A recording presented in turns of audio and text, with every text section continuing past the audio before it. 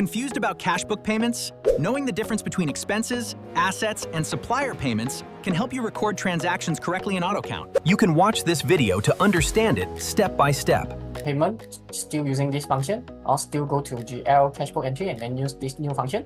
And this one we use on the right hand side, the payment voucher, payment to supplier, XYZ, and description is cash purchase. The date is 6th of January, and payment method is CIMB, and CIMB using your check number 220011, and this check number will automatic running for next transaction, CIMB transaction. If you're using different bank account, got different check number. That's why this check number only apply for this payment method.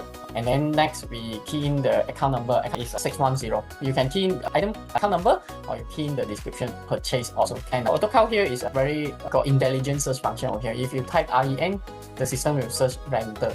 Instead of office renter, you need to key start from OFF. No need. AutoCount, you key in the shortcut one, or you key in at back and front also, or account number and description combination also can. Or it's a very intelligent search. As long as you know some keywords, you can search this transaction. For tutorial, we is a cash purchase and then item 3302 and the amount is 3000. After done, then we take this proceed with new cash transaction. Then only we press the save button and proceed with supplier is a purchase of asset. Got 3 type assets.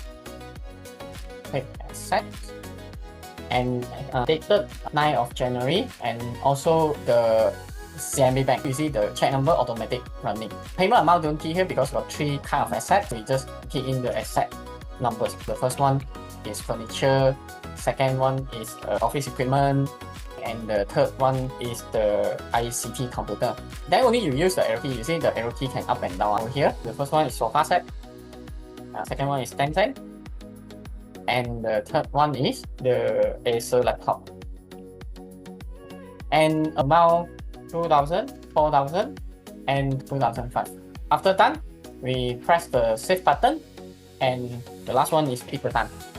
For claims, this Peter Tan, the description for claims January, if you want, you can put month and year and put the date over here, 30th January 2026, and payment method is cash. And account number here is electrical, water and electricity, and the next one is telephone. We got testing before. Now here we only can select one of the phone numbers. It's up to you which phone number also can. And the description, you type this is electricity for January 2026, and the description for telephone charges is office phone. Amount 200 and 100. Before I proceed, I want to show some function over here. The first function, actually you can grouping by different type over here. If you want to grouping by officer receipt and payment voucher, you can group by different type. You just drag this column type over here. Of course, you can drag date, so the system will group by different date. It's up to you. And then after group, you arrange by alphabetical order. Let the larger number at top, and then right click and then save layout. If you save layout in future, this layout second time login, the system will always follow this format. So let me show you. You see the system always show this format, and you see the search function over here. This search function actually is on-screen searching. Let's say you want to see 003, the system will searching. If you want to search by date, the system will search by date. If you want to search by amount, 10,000. So 10,000 you don't key like this, you make sure you put comma. Okay, then only system will show comma. Anything any description on screen, you can search using this search menu. This search bar also you can right click and save. Next time, when you log into Cash Book, the system always should show.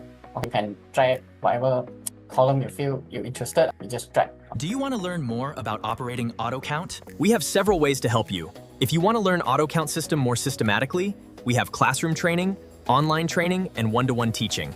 But if your schedule is packed, you can also choose our e-learning courses. As long as you have time, you can log into our website and learn the AutoCount system at your convenience. But if you are not sure which option suits you best, you can message me privately and I can give you some advice. Thank you, everyone.